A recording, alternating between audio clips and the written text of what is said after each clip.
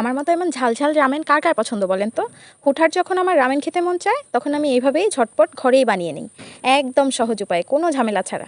আসসালামু আলাইকুম এভরিওয়ান, চলুন আজকে রামেন বানাই। এখানে আমি প্রথমেই নিয়েছি টমেটো সস, তারপর নিয়েছি সয়া সস, এরপরে নিয়েছি লেবুর রস, তারপরে একটু চিনি দিয়ে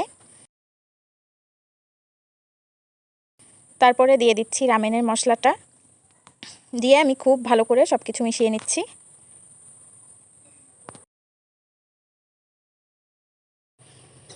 অন্যদিকে এখানে আমি 2 প্যাকেট রামেন নিয়ে নিয়েছি। রামেনগুলোকে আমি গরম পানির মধ্যে সিদ্ধ করে নিব। রামেনটা খুব ভালো করে সিদ্ধ হয়ে গেলে আমি এখানে নামিয়ে রামেনের যে সিদ্ধ পানিটা, এই পানিটা দিয়ে দিচ্ছি আগে থেকে তৈরি করা সসের মধ্যে।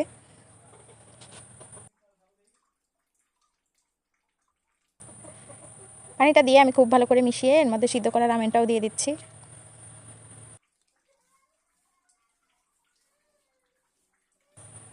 এরপরে সব কিছু একসঙ্গে খুব ভালো করে মিশিয়ে নিব। আগে থেকে আমি একটা ডিম সিদ্ধ করে নিয়েছিলাম, সেই ডিমটাকে নিয়ে নিয়েছি। এই ছিল আমার রামেনের ফাইনাল লুক। এখন আমি একটু টেস্ট করে দেখছি, খেয়ে মনে হলো আরেকটু ঝাল হলে ভালো হয়। পরে এখানে আমি আরেকটা 2x স্পাইসি মশলা অ্যাড করেছি।